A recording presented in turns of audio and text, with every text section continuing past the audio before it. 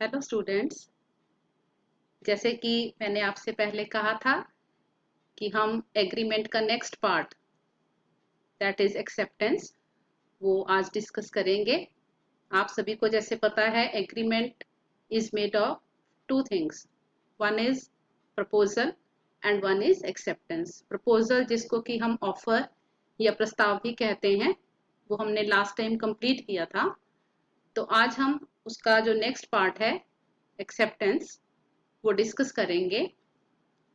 तो आज का टॉपिक हमारा हो गया एक्सेप्टेंस। ये देखिए, सबसे पहले हम एक्सेप्टेंस किसे कहते हैं। देखिए, section 2B of Indian contract act 1872 defines acceptance as when the person to whom the offer is made signifies his assent thereto, the offer is said to be accepted। Section 2B तो क्या कहता है section 2B कि जब वह व्यक्ति जिसके सामने प्रस्ताव रखा गया है प्रस्ताव पर अपनी सहमति प्रकट कर देता है तो कहा जाता है कि प्रस्ताव स्वीकार कर लिया गया है। जैसे कि अगर ए बी से कहता है कि वह उसका मकान 50,000 रुपए में खरीदने को तैयार है, जो कि ए ने बी के सामने प्रस्ताव रखा था। तो जब बी कहता है कि हाँ मैं तुम्हारा मकान 50,000 रुपए में खरीदने के लिए तैयार हूं, तो हम ये कहेंगे कि बी ने अपनी स्वीकृति दे दी है। और आपको मालूम है कि जब प्रस्ताव में स्वीकृति जुड़ जाती है, ऐड हो जाती है, तो वो क्या बन जाता है, एक प्रॉमिस। ये देखिए, an offer becomes a promise और an agreement only after its acceptance. जब एक प्रस्ताव को स्वीकार कर लिया जाता है तो वो क्या बन जाता है, एक प्रॉमिस और एक एग्रीमेंट। हमने ये भी पढ़ा था कि कोई भी वचन या वचनों का समूह जिसमें प्रतिफल होता है, प्रॉमिस और सेट ऑफ प्रॉमिसेस में जब कंसीडरेशन ऐड हो जाता है तो वो एग्रीमेंट बन जाते हैं। तो यहां तक हमें क्या समझ में आ गया कि एग्रीमेंट जो है हमने पहले भी किया है कि दो एलिमेंट से मिलकर बना है, प्रस्ताव और उसकी स्वीकृति, मतलब कि ऑफर और एक्सेप्टेंस। और ऑफर क्या होती है ये हमने कर लिया था, एक्सेप्टेंस क्या होती है ये अभी अभी हमने डिस्कस किया है।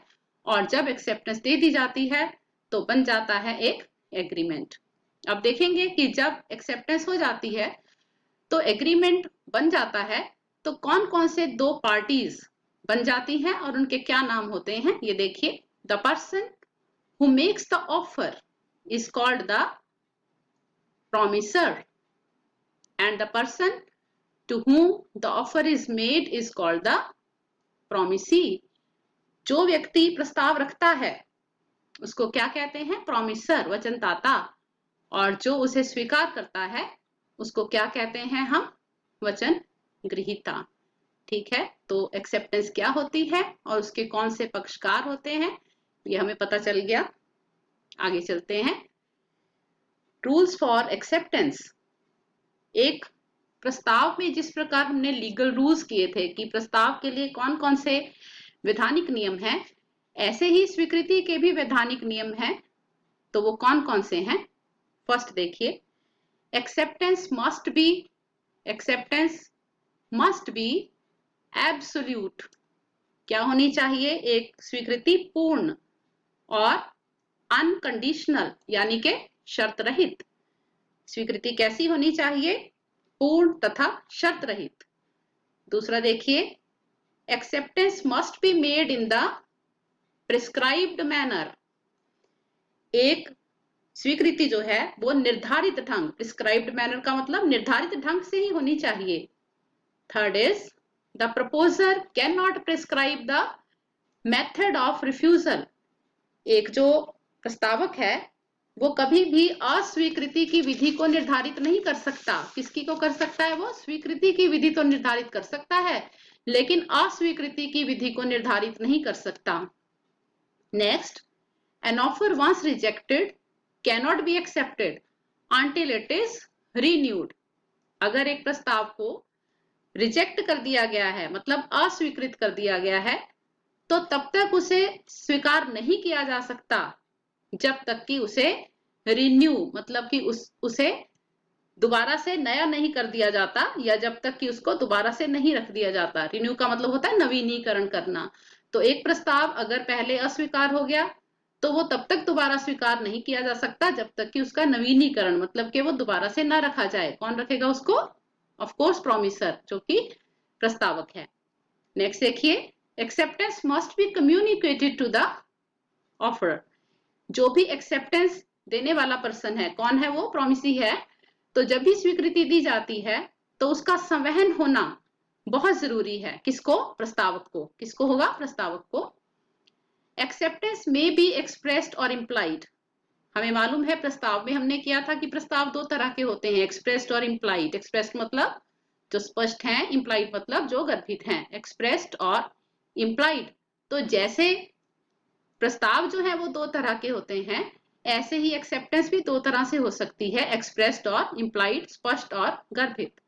Next, acceptance can only be given by the person to whom the offer is made. जो प्रस्ताव है वो स्वीकृति जो है वो केवल उसी व्यक्ति के द्वारा दी जाएगी जिसके सामने प्रस्ताव रखा गया था। और last, acceptance must be made before the lapse हमने लास्ट टाइम डिस्कस किया है कि कैसे एक जो ऑफर है वो समाप्त हो जाती है, या विड्रॉल मतलब वापस लेना। तो एक्सेप्टेंस जो है, स्वीकृति, ऑफर के खत्म होने से पहले या इससे पहले कि ऑफर देने वाला उसको वापस ले ले, उससे पहले पहले होनी चाहिए। इसका मतलब है अगर उसके बाद की जाती है तो फिर वो स्वीकृति वैलिड नहीं होगी। तो इस प्रकार से ये सारे रूल्स हैं हमारे एक्सेप्टेंस के, तो इन्हें हम डिस्कस कर लेते हैं। तो पहला नियम देखिए, acceptance must B absolute and unconditional. इसका मीनिंग क्या है कि जब भी स्वीकृति दी जा रही है तो स्वीकर्ता को चाहिए कि वो इसमें कोई भी शर्त नहीं लगाए अपनी ओर से, और जितनी भी शर्तें, एब्सोल्यूट का मतलब क्या है कि जितनी भी शर्तें, एब्सोल्यूट का मतलब है जितनी भी शर्तें प्रस्तावक ने लगाई हैं वो सारी की सारी वो स्वीकार करे। अगर वो उसमें से कुछ शर्तों का पालन करना चाहता है, कुछ का नहीं करना चाहता है, तो फिर स्वीकृति पूर्ण नहीं मानी जाएगी। तो उसे स्वीकृति पूर्ण रूप से देनी पड़ेगी और बिना शर्त के देनी पड़ेगी। तो ये पहला रूल हो गया। सेकंड देखिए, प्रिस्क्राइब्ड मैनर। अगर जो प्रस्तावक है, अगर उसने स्वीकृति का कोई निर्धारित जो ढंग है वो निर्धारित किया है, तो उसी प्रकार से जो नियत ढंग है उसी प्रकार से स्वीकृति की जाएगी, तो मानी जाएगी कि वो सही है। अगर उसने कोई भी ढंग या कोई भी समय निर्धारित नहीं किया है तो स्वीकृति उचित ढंग से और उचित समय में होनी चाहिए। अब उचित समय या उचित ढंग क्या है, ये परिस्थितियों पर निर्भर करता है और तथ्य संबंधी एक प्रश्न है। जो मामला, जिस भी केस की हम बात कर रहे हैं, उसके परिस्थितियों पर निर्भर करेगा। थर्ड देखिए, the proposer can not prescribe the method of refusal. जो प्रस्तावक है वो अस्वीकृति की विधि निर्धारित नहीं कर सकता। उसको क्या अधिकार है कि वो केवल स्वीकृति की, एक्सेप्टेंस की विधि तो निर्धारित कर सकता है, लेकिन रिफ्यूजल की नहीं, रिजेक्शन की नहीं। और दूसरे व्यक्ति को प्रत्येक परिस्थिति में प्रस्ताव का उत्तर देने के लिए भी वो बाउंड नहीं कर सकता, बाध्य नहीं कर सकता है कि वो स्वीकार करे या ना करे। तो ऐसा उसकी ओर से पॉसिबल नहीं है। तो प्रपोजर जो है वो तरीका रिफ्यूजल का कोई भी प्रिस्क्राइब नहीं कर सकता। नेक्स्ट देखिए, एक ऑफर अगर रिजेक्ट हो जाता है तो वो तब तक दोबारा एक्सेप्ट नहीं होगा जब तक कि वो रिन्यू नहीं होता। अब यहाँ पे याद करिए, हमने प्रति प्रस्ताव की बात की थी। जैसे कि अगर आपको याद हो, हमने लास्ट टाइम एग्जांपल किया था कि ए बी से कहता है कि मैं अपनी घड़ी तुम्हें 2000 रुपए में बेचना चाहता हूँ, और बी कहता है कि नहीं, मैं तो 1500 रुपए में खरीदने को तैयार हूँ। तो यहाँ पे ये क्या हो गया था? प्रति प्रस्ताव। इसको कहते हैं काउंटर प्रपोजल। एक तरीके से अगर हम माने तो बी ने ए के प्रपोजल को क्या कर दिया है? रिजेक्ट। जब एक बार उसने ये कहकर कि वो 1500 रुपए में घड़ी को लेगा, तो उसने ए की जो ओरिजिनल प्रपोजल थी 2000 रुपए वाली, उसको उसने क्या कर दिया है? रिजेक्ट। और जब उसने ये वाली प्रपोजल रिजेक्ट कर दी है, तब अब उसको ये अधिकार नहीं है कि अब वो पहले वाली ऑफर को फिर से स्वीकार करे जब तक कि ए के द्वारा पहले वाली प्रपोजल उसके सामने दोबारा से नहीं रख दी जाती। इसको रिन्यूअल कहेंगे, इसको नवीनीकरण कहेंगे। नेक्स्ट देखिए, acceptance must be communicated to the offerer. जब भी एक्सेप्टेंस दी जाएगी स्वीकर्ता के द्वारा तो उसके लिए जरूरी है, बहुत आवश्यक है कि वो इस बात का संवहन, जो स्वीकृति का जो संवहन है वो जरूर करे। और यहाँ पे बहुत जरूरी बात है कि अगर वो केवल अपने मन में एक ऑफर को स्वीकार कर लेता है और ऐसा ना तो अपने शब्दों से ना आचरण से कोई भी तरह का कम्युनिकेशन नहीं होता कि उसने ऑफर को एक्सेप्ट किया है, तो हम मानेंगे कि ऑफर क्योंकि कम्युनिकेट नहीं, जो एक्सेप्टेंस है क्योंकि वो कम्युनिकेट नहीं है तो फिर एग्रीमेंट नहीं बन पाएगा। तो जो भी स्वीकृति है वो हमेशा संवहन होना उसका या कम्युनिकेशन होना जरूरी है। और इस संबंध में एक बहुत इंपॉर्टेंट केस डिस्कस किया जाता है, that is Brogden versus Metropolitan Railway company, जिसमें कि एक ड्राफ्ट एग्रीमेंट था जो कि एक मैनेजर ने उस पर एक्सेप्टेड वर्ड लिखकर अपने ड्रॉर में रख लिया था और इस कारण से उसने वो भूल गया उसको कम्युनिकेट करना और उसने एक्सेप्टेड वर्ड तो लिखा लेकिन अपने ड्रॉर में रख लिया। तो न्यायालय ने ये निर्णय दिया कि क्योंकि स्वीकृति जो है वो कम्युनिकेट नहीं हुई थी, केवल माइंड में थी, तो केवल उसे लिख के अपने पास रख लेने से कम्युनिकेशन नहीं है, तो ये स्वीकृति नहीं मानी जाएगी। नेक्स्ट पॉइंट देखते हैं, एक्सेप्टेंस में बी एक्सप्रेस्ड और इम्प्लाइड। जो स्वीकृति है ऑफर की तरह वो भी दो प्रकार की हो सकती है। कौन कौन से? एक्सप्रेस्ड और इम्प्लाइड। तो एक्सप्रेस्ड का मीनिंग अब तक आपको अच्छे से समझ में आ गया। एक्सप्रेस्ड मतलब जिसको व्यक्त किया जाए शब्दों में, और शब्द दो तरह से व्यक्त होते हैं, बोलकर और लिखकर। तो अगर एक स्वीकृति बोलकर या लिखकर दी जाती है तो इसको हम बोलेंगे एक्सप्रेस्ड, और अगर ये आचरण के द्वारा, व्यवहार के द्वारा या किसी एक्शंस के द्वारा की जाती है तो इसको बोलेंगे इम्प्लाइड। तो कहने का मतलब हो गया कि स्वीकृति दोनों तरह की हो सकती है, एक्सप्रेस्ड और इम्प्लाइड। यहाँ पे हम ये भी बात ऐड करेंगे कि अगर एक पर्सन ने, जो स्वीकर्ता जिसको हम कह रहे हैं, अगर ऑफर के साथ कुछ जो है कंडीशंस जुड़ी हुई थी और उसने उन कंडीशंस को परफॉर्म कर दिया है, तो भी हम ये मानेंगे कि उसने एक तरह से एक्सेप्टेंस दे दी है। तो एक्सेप्टेंस जो है दोनों तरह की हो जाती है, एक्सप्रेस्ड और इम्प्लाइड। नेक्स्ट देखिए, expressed can only be given by the person to whom the offer is made। अब यहाँ पे देखिए क्या मीनिंग हुआ इसका।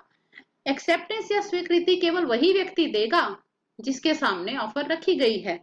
और यहाँ पे आपको याद होगा पिछले लेक्चर में हमने एक बहुत इंपॉर्टेंट केस किया था, लालमन शुक्ला वर्सेस गौरी दत्त का। और यहाँ पे किसके फेवर में निर्णय हुआ था?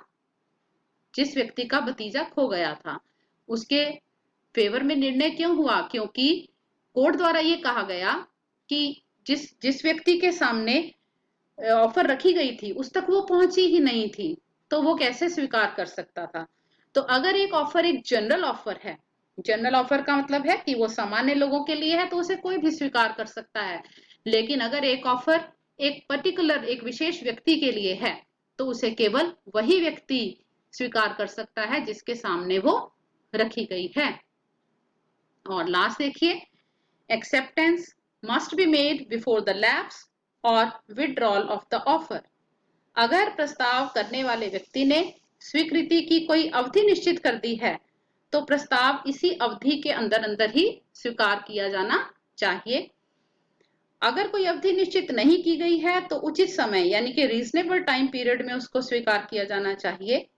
नेक्स्ट बात, उचित समय क्या माना जाएगा ये परिस्थितियों पर निर्भर करेगा, और हर स्थिति में यह आवश्यक है कि स्वीकृति प्रस्ताव के समाप्त होने से पहले या उसके वापस लेने से पहले होनी चाहिए।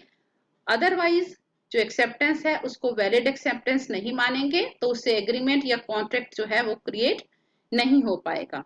इसका मतलब है कि यदि एक व्यक्ति ने एक ने बी के सामने कोई प्रपोजल रखी है और ये कहा है कि 5 दिन के अंदर अंदर स्वीकार करना है, तो जो पर्सन 5 दिन के अंदर अंदर स्वीकार नहीं करता, 6 दिन में करता है, तो इसका मतलब है कि उसने ऑफर को समाप्त होने के बाद स्वीकार किया है, इसलिए इसको हम एक वैलिड एक्सेप्टेंस नहीं मानेंगे। तो ये हो गए आपके रूल्स फॉर एक्सेप्टेंस। तो आई होप कि ये आपको क्लियर हो गए हैं। So next time I'll come up with a new topic. Thank you so much.